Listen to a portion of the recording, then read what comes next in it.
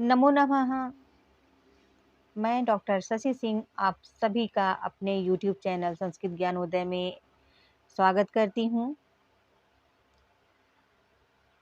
आज कई दिन हो गए वीडियो अपलोड नहीं कर पा रही थी, क्योंकि बीच में मुझे वायरल फीवर आ गया था, जिसकी वजह से मेरा स्वास्थ्य ठीक नहीं था और आवाज़ में भी कुछ बदलाव है, गला पूरा बैठा हुआ था, जिसकी वजह से हम जो है वीडियो अपलोड करने में हमको समय लगा, नहीं कर पाई।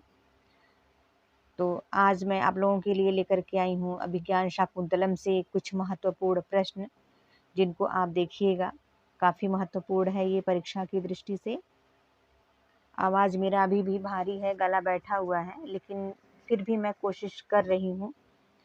और देखिए, वीडियो देख करके, वीडियो यदि ज्ञानवर्धक हो, यदि आपको ज्ञानवर्धक लगता है तो आप अपने दोस्तों में भी इसको शेयर कर सकते हैं, जिससे कि उनको भी इसका लाभ मिल सके। तो अधिक समय न लेते हुए चलिए क्लास स्टार्ट करते हैं। आज का पहला प्रश्न है, अभिज्ञान शाकुंतलम के रचयिता कौन हैं? महाकवि कालिदास, भास, भारवी, भवभूति। तो इन चारों में से सही आंसर कौन सा है?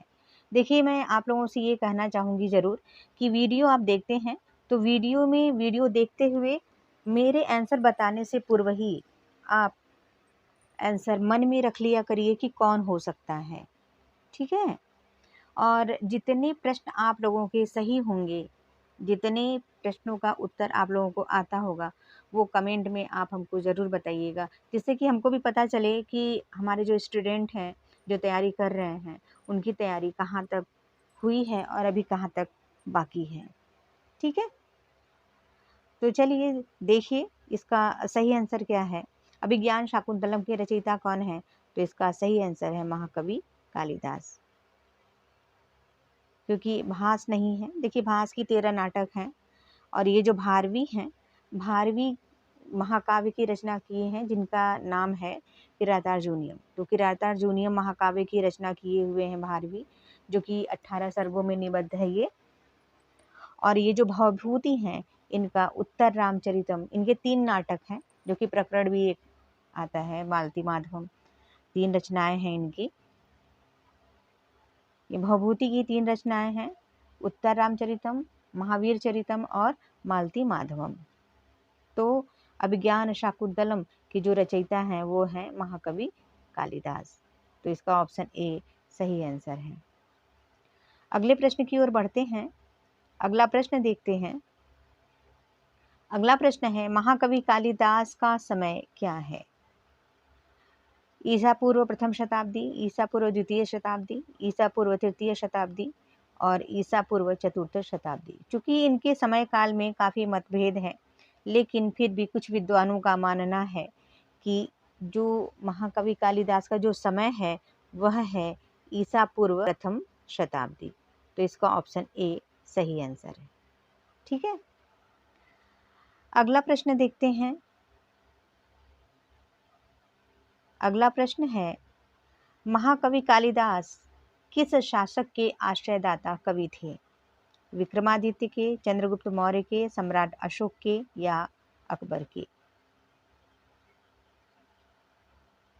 तो इसका सही आंसर है ऑप्शन ए विक्रमादित्य के। महाकवि कालिदास विक्रमादित्य के आश्रयदाता कवि थे, ठीक है? अगला प्रश्न देखिए। अगला प्रश्न है, महाकवि कालिदास की पत्नी का क्या नाम था? सावित्री, विद्योत्मा, कालिंदी, सुशीला।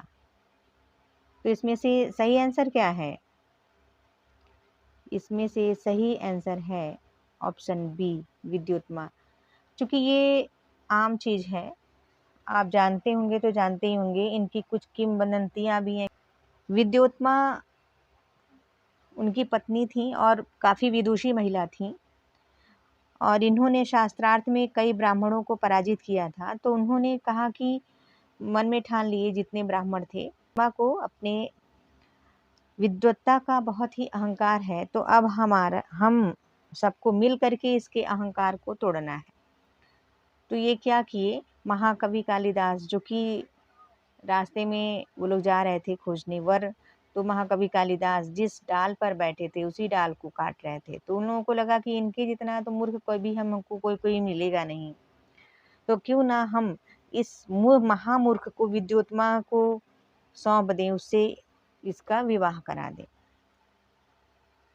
ये समझ करके लाए और उनको विद्वानों ने कहा कि ये बहुत ही पंडित हैं, महापंडित हैं, लेकिन इनका जो है इस समय मौन व्रत चल रहा है, ये कुछ बोल नहीं सकते हैं, हाथों से संकेत करेंगे। तो विद्योत्मा बोली ठीक है। तो जब वो एक अंगुली दिखाती हैं तो जो महाकवि कालिदास हैं वो 2 अंगुली दिखाते हैं। विद्योत्मा का कहने का तात्पर्य था कि ब्रह्म एक हैं, तो ये कालिदास सोचते हैं कि अरे ये तो मेरा एक आँख फोड़ने के लिए कह रही है, तो क्यों ना हम इसका दोनों आँख फोड़ दें, तो इसलिए वो 2 अंगुली दिखाते हैं। तो विद्वान उसमें तर्क क्या देते हैं, कहते हैं कि आपके कहने का तात्पर्य है कि ब्रह्म एक हैं, ईश्वर एक हैं, लेकिन इनके कहने का तात्पर्य है नहीं, वो 2 हैं, एक आत्मा और एक परमात्मा। तो विद्योत्मा मान जाती हैं, चलिए ठीक है, हो गया। उसके बाद फिर वो 5 अंगुलियों को दिखाती हैं, जिसका तात्पर्य होता है कि यह जो हमारा शरीर है वह पंच तत्वों से बना हुआ है। तो महाकवि कालिदास क्या करते हैं कि वह मुट्ठा दिखाते हैं, उनको लगता है ये मुझे थप्पड़ मारने के लिए कह रही है, तो मैं इसको घूंसे से मारूंगा।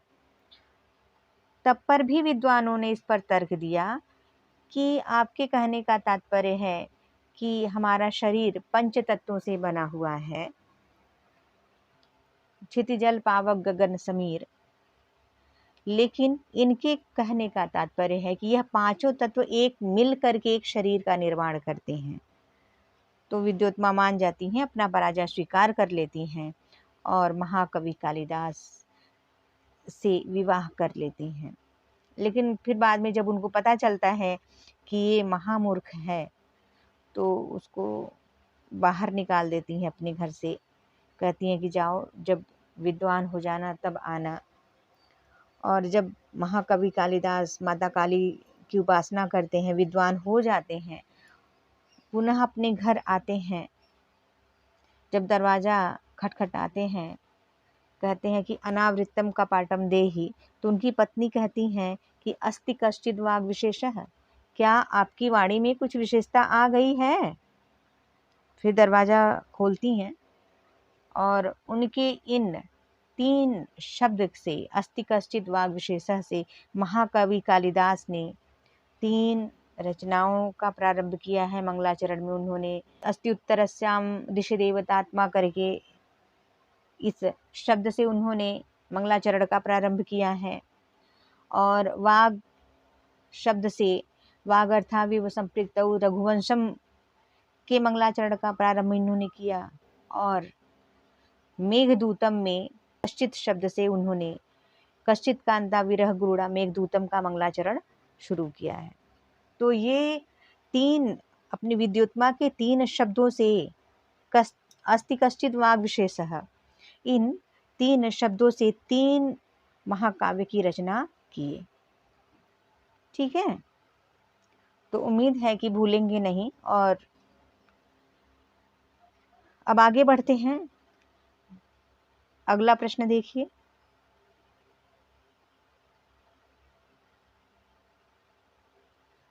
ये जो कहानी सुनाने का मेरा उद्देश्य था कि आप भूलिए नहीं, और इसमें एक प्रश्न और तैयार हो गया, अगर कभी आ गया कि ये जो उनकी कितनी रचनाएं हैं, तो उनकी 7 रचनाएं हैं महाकवि कालिदास की, जिसमें कि इन्होंने 3 महाकाव्य की रचना किए हैं। 3 महाकाव्य में एक जो मेघदूतम है वो खंड काव्य है, और कुमार संभवम और रघुवंशम ये 2 महाकाव्य हैं। ठीक है, फिर इनके 3 नाटक हैं, मालविकाग्निमित्रम, विक्रमोर्वशीयम और अभिज्ञान शाकुंतलम। और इनका एक गीत काव्य है जो ऋतु संहार के नाम से जाना जाता है। ठीक है, तो अब अगले प्रश्न को हम देखते हैं। अगला प्रश्न है, कालिदास किस देव के उपासक थे? ब्रह्मा जी के, शिव जी के, विष्णु जी के गणेश जी के। तो इसका सही आंसर है भगवान शिव जी के। ठीक है, ये कालिदास जो है शिव जी के उपासक थे। अब अगला प्रश्न देखते हैं। अगला प्रश्न है, महाकवि कालिदास किस लिए प्रसिद्ध हैं? पद लालित्य के लिए, उपमा अलंकार के लिए, रूपक अलंकार के लिए या अर्थ गौरव के लिए? तो इसका सही आंसर है महाकवि कालिदास उपमा अलंकार के लिए प्रसिद्ध हैं। इनकी एक उक्ति भी है, उपमा कालिदासस्य भारवेरर्थ गौरवम दंडिनः पद लालित्यम माघे संति त्रयो गुणाः। तो ये उपमा अलंकार के लिए प्रसिद्ध हैं। अगला प्रश्न देखते हैं। अगला प्रश्न है, महाकवि कालिदास का प्रसिद्ध रस कौन सा है? वीर रस, श्रृंगार रस, करुण रस, हास्य रस?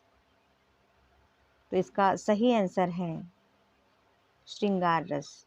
महाकवि कालिदास का प्रसिद्ध रस श्रृंगार रस है। ठीक है, अगला प्रश्न देखते हैं। अगला प्रश्न है, महाकवि कालिदास किस रीति के कवि हैं? पांचाली रीति के हैं कि वैदर्भी रीति के हैं कि गौड़ी रीति के हैं कि लाटी रीति के हैं? तो इसका सही आंसर है ऑप्शन बी, वैदर्भी रीति। पांचाली रीति के महाकवि बाण है। महाकवि बाण भट्ट पांचाली रीति के कवि हैं और वैदर्भी रीति के महाकवि कालिदास जी हैं। ठीक है, अगला प्रश्न देखिए। अगला प्रश्न है, नाटकों में सर्वप्रसिद्ध कौन सा है? जो सर्वप्रसिद्ध नाटक है वह कौन सा नाटक है? मालविका अग्निमित्रम है कि अभिज्ञान शाकुंतलम है कि विक्रमोर्वशीयम है या कुमार संभवम है? तो इतना ध्यान दीजिए, ये जो कुमार संभवम है यह नाटक नहीं है, ये क्या है? महाकाव्य है। ये 3 नाटक है और इन तीनों नाटकों में सबसे प्रसिद्ध जो है वो क्या है?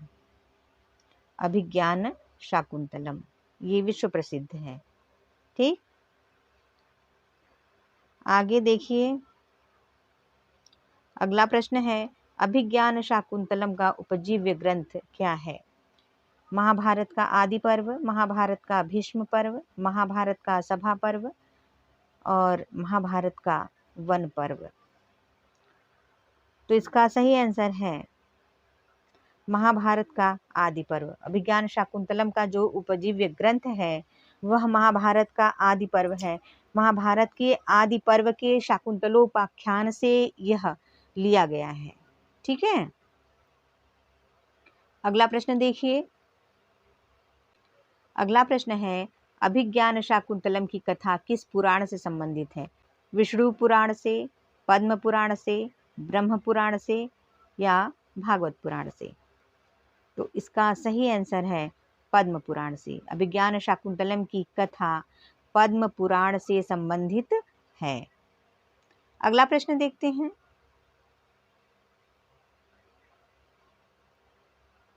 मेरी आवाज थोड़ी भारी है, क्लियर तो जा रहा है ना आप लोगों को? बताइएगा।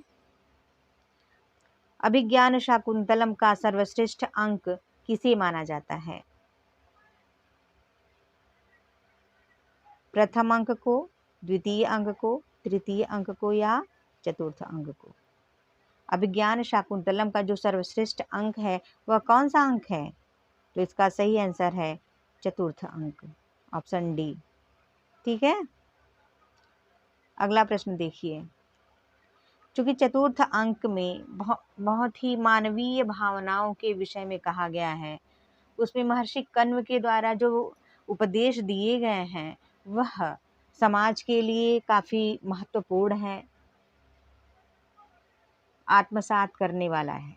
ठीक है, तो इसलिए जो चौथा अंक है वह काफ़ी महत्वपूर्ण अंक है। अगले प्रश्न की ओर बढ़ते हैं। अगला प्रश्न है, अभिज्ञान शाकुंतलम किस प्रकार की काव्य विधा है?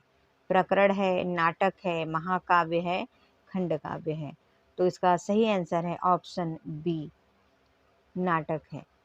यह महाकाव्य या खंड काव्य नहीं है, प्रकरण भी नहीं है, क्या है? नाटक है। ठीक, नाटक। अगला प्रश्न देखिए, अगला प्रश्न देखिए, अगला प्रश्न है अभिज्ञान शाकुंतलम में कुल कितने अंक हैं? 4 अंक हैं, 5 अंक हैं, 6 अंक हैं, 7 अंक हैं। तो अभिज्ञान शाकुंतलम में कुल कितने अंक हैं? तो इसका ऑप्शन डी सही है, 7 अंक हैं। अभिज्ञान शाकुंतलम में कुल 7 अंक हैं। अगला प्रश्न देखिए, अगला प्रश्न है अभिज्ञान शाकुंतलम में प्रधान रस कौन सा है? श्रृंगार रस है कि वीर रस है कि करुण रस है कि हास्य रस है? तो इसका सही आंसर है अभिज्ञान शाकुंतलम में जो प्रधान रस है वह है श्रृंगार रस। ऑप्शन ए सही आंसर है। अगले प्रश्न की ओर बढ़ते हैं। अगला प्रश्न है अभिज्ञान शाकुंतलम में किस प्रकार का मंगलाचरण किया गया है? आशीर्वादात्मक, वस्तु निर्देशात्मक, नमस्कारात्मक, उपर्युक्त सभी? तो इसका सही आंसर है अभिज्ञान शाकुंतलम में आशीर्वादात्मक मंगलाचरण किया गया है। ठीक है, वस्तु निर्देशात्मक, नमस्कारात्मक नहीं है। कौन सा है? आशीर्वादात्मक मंगलाचरण है। अगले प्रश्न की ओर बढ़ते हैं। अगला प्रश्न है अभिज्ञान शाकुंतलम के मंगलाचरण में किस देवता की स्तुति की गई है? अष्टमूर्ति शिव की, त्रिमूर्ति की, ब्रह्मा की, विष्णु की? तो इसका सही आंसर है ऑप्शन ए अष्टमूर्ति शिव की। अभिज्ञान शाकुंतलम में अष्टमूर्ति भगवान शिव की स्तुति की गई है। ठीक है, अगला प्रश्न है अभिज्ञान शाकुंतलम के मंगलाचरण में कितने पद वाली नांदी प्रयुक्त है? त्रिपदा, अष्टपदा नांदी, चतुष्पदा, सप्तपदा? तो इसका सही आंसर है ऑप्शन बी अष्टपदा नांदी। अभिज्ञान शाकुंतलम के मंगलाचरण में अष्टपदा नांदी प्रयुक्त की गई है। ठीक है, अगला प्रश्न देखते हैं। अगला प्रश्न है अभिज्ञान शाकुंतलम के मंगलाचरण में कौन सा छंद है? शगधरा छंद है कि मंदाक्रांता छंद है कि आर्या छंद है कि पुष्पिताग्रा छंद है? जो विज्ञान शाकुंतलम का मंगलाचरण है उसमें कौन सा छंद प्रयुक्त हुआ है? तो इसका सही आंसर है ऑप्शन ए शगधरा छंद। ठीक है, अगला प्रश्न है मृगनैण्यानाम त्रयेण त्रिमुनि यतियुता डैश डैश डैश कीर्तितेयम, यह किस छंद का लक्षण है? शगधरा छंद का, मालिनी छंद का, मंदाक्रांता छंद का, शिखरड़ी छंद का? तो इन चारों में से किसका लक्षण है? तो इसका सही आंसर है ऑप्शन ए शगधरा छंद। ब्रह्मनैर्याणाम त्रयेण त्रिमुनि यतियुता शगधरा कीर्ति तेयम, यह शगधरा छंद का लक्षण है। इसमें 21 मात्राएं होती हैं, 7 मात्राओं पर इसकी यति होती है। इसमें मगड़, रगड़, भगड़, नगड़ और 3 यगड़ होते हैं। ठीक है, तो मुझे उम्मीद है कि यह वीडियो आप लोगों को पसंद आएगा। यदि वीडियो पसंद आए तो वीडियो को लाइक करिएगा, दोस्तों में शेयर करिएगा, और यदि मेरे चैनल पर पहली बार आए हैं तो मेरे चैनल को सब्सक्राइब अवश्य करिएगा। साथ में बेल आइकन को भी प्रेस कर दीजिएगा, जिससे कि मेरी आगे आने वाली जितनी भी वीडियो हैं उसका नोटिफिकेशन आप लोगों को मिलता रहे। जय तु संस्कृतम, जय तु भारतम।